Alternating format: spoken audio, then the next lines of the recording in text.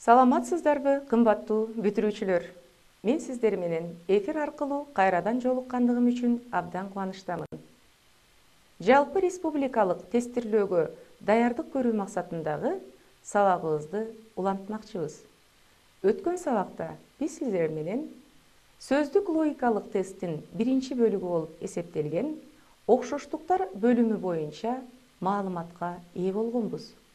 Андыктан бүгүнкү сабакта биз сиздер менен мына ушул теманы андан ары улантмакчыбыз.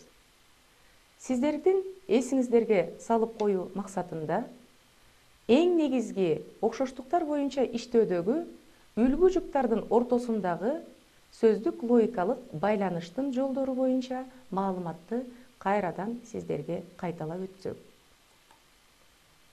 Үлгү жуптардын ортосундагы окшоштуктардын маанилик байланышын аныктап алуу өтө зарыл.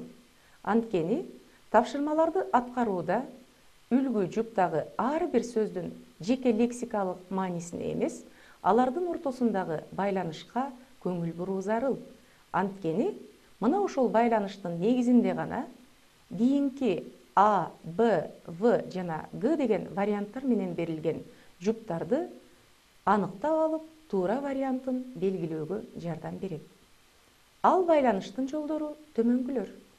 Эң биринчи кезекте сиз тапшырмаларды аткарууда жуптардын ортосундагы байланыштын берилген белги боюнча түшүнүктөрдү салыштыруунун негизинде келип чыкканын байкаңыз. Бүтүн менен бөлүктүн катышын, белгинин сын-сыпаттын нерсеге, түшүнүккө же көрүнүшкө таандык экендигин,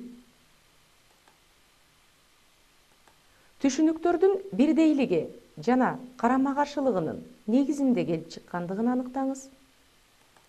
Түшүнүктөрдүн ортосундагы себеп-натыйжа байланышын караңыз жана кыймыл-аракеттердин, көрүнүштөрдүн, окуялардын ирети жана башка ушул сыяктуу байланыштарды аныктап алгандан кийин гана алардын ар бирине кыска сүйлөмдү түзүп жиберүү менен туура вариантын аныктап алсаңыз болот. Окшоштуктар түшүнүктөрдүн ортосундагы маанилик жактан жакындык боюнча же карама-каршылыктын негизинде дагы түзүлүшү мүмкүн. Силер муну сөздөрдүн ортосундагы антонимдик же синонимдик байланыш экендигинен аныктап жүрөсүздөр. Анда эмесе төмөндөгү мисалга көңүл буруп көрүңүздөр. Атаандаш, конкурент. Караңыздар, эң биринчи кезекте үлгү жуптагы эки сөздүн ортосунда кандай байланыш бар экендигин аныктап алыңыз. Атаандаш, конкурент. Эми мына ушул үлгү жуптун ортосундагы сөздөрдүн ортосундагы байланыш синонимдик байланыш экендигин таап алдык. Башкача айтканда, конкурент деген сөздүн өзү эле кыргыз тилиндеги атаандаш деген сөздүн маанисине ылайык келет. Андай болсо, үлгү жуптардын ортосундагы байланыш синонимдик катышты түзгөн варианттын биз төмөндөгү ар бир варианттын ичинен байкап көрөлү. Ал төмөндөгүдөй. А варианты дос, тааныш. Бул сөздөр лексикалык жактан дагы бири-бири менен байланыш жагынан дагы синонимдик катышты түзө албайт. Андыктан А варианты туура эмес вариант болуп эсептелет. Б вариантын карайбыз. Он жана сан. Бул эки сөздүн ортосундагы байланышты аныктай турган болсок, он бул санды түзөт. Демек, бүтүндүн бөлүмү жөнүндөгү катышты бул жер аныктап жатат. Демек, үлгү жуптагы синонимдик катыш бул вариантта жок. Демек, Б варианты туура эмес болуп эсептелет. В варианты эркиндик жана эрк. Эрк бул адамдын жеке өзүнө тиешелүү, а эркиндик бул абстрактуу зат атоочу. Демек, экөөнүн ортосунда дагы маанилик катыш бири-биринен өтө алыс болгондуктан В варианты дагы туура эмес жооп болуп эсептелет. Кесиптеш, кызматташ. Демек, бир жерде эмгектенген жамаатташ адамдардын ортосундагы жакындык мамиле. Бул орун тартиби боюнча дагы маанилик жактан дагы бири-бирине дал келген синоним сөздөр. Демек, туура жооп Г варианты болуп эсептелет. Жакшылап карап көрө турган болсок, атаандаш, конкурент, кесиптеш, кызматташ ич ара синонимдик катышта болгону менен бири-бирине карата карама-каршы мааниде. Мына ушул сыяктуу дагы тапшырмалардын варианттары берилиши мүмкүн. Эң негизгиси бул жерде жуптардын ортосундагы маанилик катышка көңүл буруу зарыл. Кийинки тапшырмага көңүл буруп көрөлү. Атаандаш, өнөктөш. Эң негизгиси ар бир сөздүн жеке лексикалык мааниси, нукура эне тилдеги сөздөрдүн маанисине да көңүл буруу зарыл. Ар бир сөздүн жеке маанисин түшүнбөстүктөн дагы тапшырмалар туура эмес аткарылып калышы мүмкүн. Атаандаш жана өнөктөш. Караңыздар, бул бири-бирине маанилик жактан карама-каршы сөздөр. Атаандаш демек конкурент деген сөз менен синоним болсо, өнөктөш бул кесиптеш, кызматташ деген сөз менен синонимдик маани түзөт. Демек, атаандаш менен өнөктөш бири-бирине карама-каршы маанидеги антоним сөздөр экен. Андай болсо биз төмөндөгү варианттардын ичинен карама-каршы маанидеги сөздөрдү издеп көрөбүз.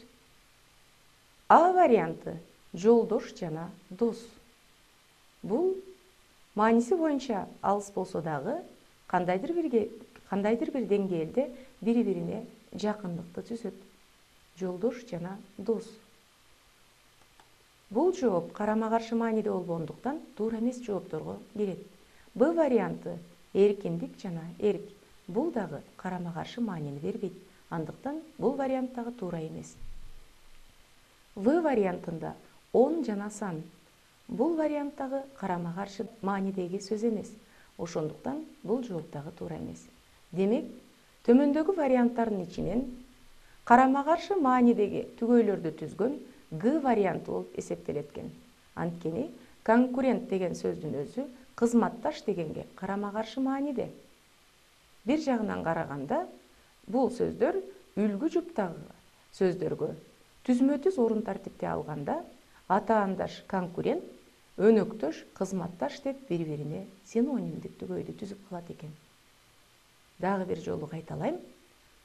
Түгөйлөрдүн ортосундагы маанилерди аныктап алуу эң зарыл болуп эсептелет экен. Аналогиялардагы сөздөрдүн ортосунда себеп-натыйжа байланышынын негизинде да түзүлүшү мүмкүн. Мисалы, коркуу, качуу деген үлгү жупка көңүл буруп көрүңүздөр. Үлгү жуптагы коркуу жана качуу сөздөрүнүн ортосунда кандай логикалык байланыш бар? Ал үчүн кыска сүйлөм түзүп көрөлү. Карайбыз. Төмөндөгүлөрдүн ичинен биз туура жоопторду аныктап ала турган болсок, жумуш жана чарчоо деген жооп маанилик жактан дагы, логикалык жактан дагы туура жооптордун катарына кирет. Аны сүйлөмдөрдү түзүү менен гана аныктап алсак болот экен. Карап көрөбүз. Коркуу качууга себеп болот. Демек, адам корккондо гана качат экен. Бул эки түгөйдүн ортосундагы себеп-натыйжа байланышына ылайык түзүлгөн сүйлөм. Эми карап көрүңүздөр варианттарды. А. Жумуш иштөө чарчоого себеп. Б. Ишенбөө алдоого себеп болбойт. Бул жерде орун тартип алмашып калган. Себеби алдоонун себеби ишенбөөчүлүк алып келет десек, сүйлөмүбүз туура болмок. Мактоо тилдөөгө себеп эмес. Жана Г вариантында оңдоо бузууга себеп болбойт экен. Ошентип, төмөндөгү кыска сүйлөмдөрдү түзүп көрсөк, үлгү жупка ылайык келген А варианты экен. Корккондо адам качкан сыяктуу эле, жумуш иштеген адам чарчайт экен. Андыктан туура жообубуз А варианты болуп эсептелди. Аналогияларды иштөөдө мына ушундай кыска сүйлөмдөрдү түзүп жиберүү төмөндөгү варианттардын ичинен эң мааниси боюнча ылайыктуусун тандап алганга сизге мүмкүнчүлүк берет. Кийинки тапшырмага көңүл буруп көрөлү. Мында ушул эле үлгү жупка карата варианттарды карап көрөбүз. Коркуу, качуу. Бул дагы себеп натыйжа байланышындагы сүйлөм үлгү жуп болуп эсептелет экен. Ал үчүн туура жоопту тандап алуу максатында эң негизги кезекте үлгү жупка көңүл бурабыз. Корккон үчүн адам качат. Жумуш иштеген үчүн адам чарчайт деген жоопко биз токтолуп туралы. Ал эми кийинки жооптор биздин толук канааттандырбайт. Анын себебин төмөндөгү сүйлөмдөрдүн негизинде байкап көрөлү.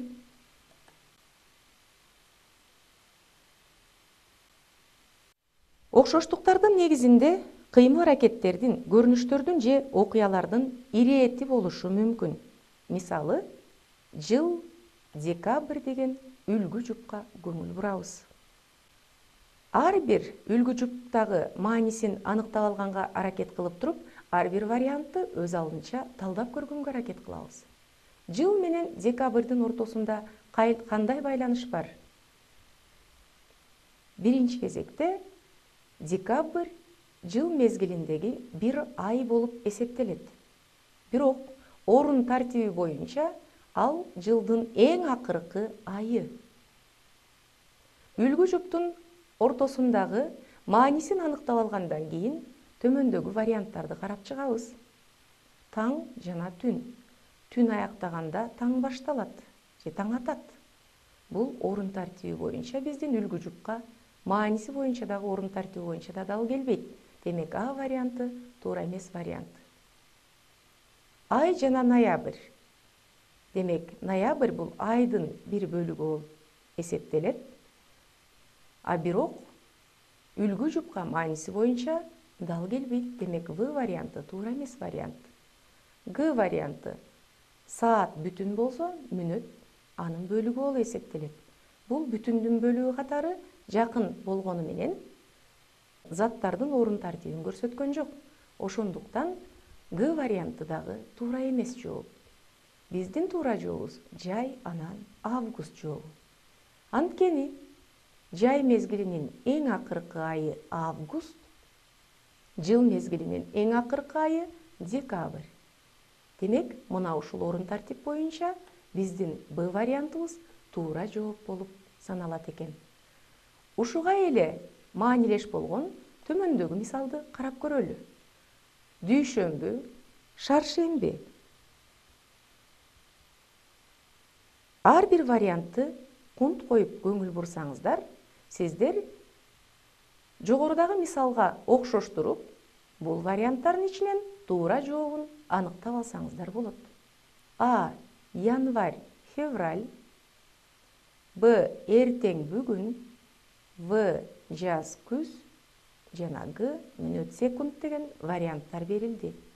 Эң маанилүүсү үлгү жуптардын ортосундагы байланышты аныктап алыңыз. Дүйшөмбү, шаршемби. Бул жуманын күндөрү болуп эсептелет. Бирок дүйшөмбү менен шаршембинин ортосунда шейшемби калтырылып кеткен. Себеби жума күндөрү дүйшөмбү менен башталат, шейшемби жана шаршемби деп улантылат. Ортодогу бир күн калтырылып кеткендиктен төмөндөгү варианттардын орун тартиби менен үлгү жупка ылайык келген жоопту издеп көрөбүз. А варианты январдан кийин февраль көрсөтүлгөн. Бул удаалаштык туура болгондуктан үлгү жупка дал келбейт. А варианты туура эмес вариант. Б вариантына көңүл буруңуздар. Эртең бүгүн. Бул жерде орун тартиби боюнча дагы, мааниси боюнча дагы туура келбегендиктен Б варианты туура эмес. В вариантына көңүл буруңуздар. Жаз, күз. Бирок бул вариант туура вариант болуп эсептелет. Анткени жаздан кийин жай мезгили, жайдан кийин гана күз мезгили келет. Ал эми Г вариантында мүнөт жана секунд бул дагы орун тартиби боюнча дагы маанилик жактан дагы биздин үлгү жупка дал келбейт. Бул туура эмес жооп. Ошентип Үлгү жуптагы сөздөрдүн маанисине орун тартиби боюнча дагы, сөздөрдүн ортосундагы маанилик катыш боюнча дагы туура келген жооп В варианты болуп эсептелет экен. Демек, заттардын орун тартибинин удаалаштыгын сактаган учурда гана биз төмөндөгүдөй тапшырмаларды туура аткарып алсак болот экен. Эң маанилүүсү үлгү жуптардын ортосундагы байланышты аныктоодо астейдил мамиле кылып, ой жүгүртүп, эң туура деген жоопту гана аныктап алганга аракет кылыңыздар. Аналогиялар боюнча тапшырмалар сөздөр ортосундагы бир же бир нече белгилер боюнча окшоштукту же айырмачылыкты көрсөтүшү мүмкүн. Мисалы, күкүм, нан. Үлгү жуптардын ортосундагы маанилик катышты байкаңыздар. Нан бүтүн нерсе. Ал эми нандан күкүм чыгат. Демек, ал бүтүндүн бөлүгү болуп эсептелет. Андай болсо, мына ошол бүтүндүн бөлүгүн түзгөн вариантты төмөндөгү варианттардын ичинен аныктап көрүңүздөр. А. Таарынды жыгач. Б. Көмөч нан. В. Суу чака. Г. Сантиметр килограмм. А вариантына көңүл буруңуздар. Орун тартиби боюнча нан бүтүн нерсе. Демек, бүтүндүн майда бөлүгү күкүм. Ал эми жыгач дагы бүтүн нерсе, таарынды андан чыккан майда бөлүк. Демек, туура варианты А варианты болуп эсептелет экен. Кийинки тапшырмада үлгү жуп так ушул эле вариант көрсөтүлгөн. Нан жана күкүм. Ал эми төмөндөгү варианттардын ичинен кайсынысы туура экендигин аныктоо үчүн өтө көңүл буруу зарыл. Анткени биринчи тапшырмадагы жыгач жана таарынды деген жооп бул жерде дагы бар. Караңыздар. А. Саат мүнөт. Сааттын бөлүгү мүнөттөр. Демек, орун тартиби боюнча А варианты туура келбегендиктен бул вариант туура эмес жоопторго кирет. Б. Таарынды жыгач. Жыгач бүтүн нерсе, таарынды анын майда бөлүгү. Бул үлгү жупка мааниси боюнча дагы, орун тартиби боюнча да туура келип жатат. Бирок бул туура эмес жооп. Анткени В вариантында шекер бүтүн, ал эми чымчым анын майда бөлүгү. Үлгү жупка эң туура келген вариант В варианты болуп эсептелет. Анткени бул жерде нан дагы, шекер дагы адам колдонгон тамак аштардын катарына кирет экен. Ошондуктан мындай тапшырмада эң мааниси боюнча туура келгени В вариант болуп эсептелет дагы, жыгач таарынды туура эмес жооптордун катарына кирип калат. Суу жана чака, албетте, бул туура эмес жооптордун катарына кирет. Ошентип, бул тапшырмадагы туура жоопту В варианты түздү. Дагы бир мисалды карап көргөнгө аракет кылалы. Суусоо, чаңкоо. Ичара караганда үлгү жуптагы сөздөр бири-бири менен синонимдик маанини түзгөндөй көрүнөт. Бирок булар толук синоним эмес. Чаңкоо деген сөз суусоо деген сөздүн күчөтүлгөн түрү. Демек, адам суусагандын өтө күчөтүлгөн түрү анын чаңкагандыгын билдирет экен. Андай болсо, төмөндөгү варианттардын ичинен мына ушул күчөтүлгөн маанидеги синонимге жакын болгон катышты аракет кылып таап көрөлү. А вариантына көңүл буруңуздар. Эңсөө, каалоо. Бул вариант туура эмес. Анткени орун тартиби боюнча үлгү жупка дал келбейт. Каалоо күчөтүлгөндө гана эңсөөгө алып барат. Демек, А варианты туура эмес. Б вариантында кубаныч жана кайгы деген сөздөр бири-бири менен маанилик жактан карама-каршы сөздөр. Тактап айтканда, антонимдик маанидеги сөздөр болуп эсептелгендиктен, бул жооп дагы туура эмес. В вариантындагы ачуулануу, кыжырдануу деген жооп туура жоопторго кирет. Анткени бул дагы адамдын эмоционалдык сезимин билдирет. Ачуулануу күчөгөн учурда гана кыжырданууга алып барат. Демек, суусоо күчөгөндө чаңкоого дуушар кылган сыяктуу эле адам ачууланып андан күчөтүлсө кыжырданууга алып барат деген жыйынтык туура жооптордун катарына кирет экен. Ошентип, бул тапшырманын ичинен дагы биз сиздер менен туура жообун аныктап алдык. Кымбаттуу бүтүрүүчүлөр, окшоштуктар менен иштөөдө эң биринчи кезекте өзүңүздөрдүн убакытты үнөмдөө максатында туура жоопторго көз жүгүртүп, эң жеңил деген тапшырмаларды биринчи аткарып алыңыздар дагы, андан кийинки убакытта гана мына ошолор тапшырмалардын ичинен оорураак дегениңиздерге кайрылсаңыздар болот. Эң маанилүүсү үлгү жуптардын ортосундагы байланыштарды аныктап алып гана, орун тартиби боюнча дагы маанилик жактан дагы туура келген жоопту аныктаганга аракет кылыңыздар. Ал үчүн кыска сүйлөмдөрдү түзүп жиберүү сиздердин туура жоопту аныктаганга өзүнүн жардамын берет деп ишенебиз. Бизге бөлүнгөн убакыт соңуна келип жетти. Келерки сабакта эфир аркылуу кезиккенче саламатта калыңыздар.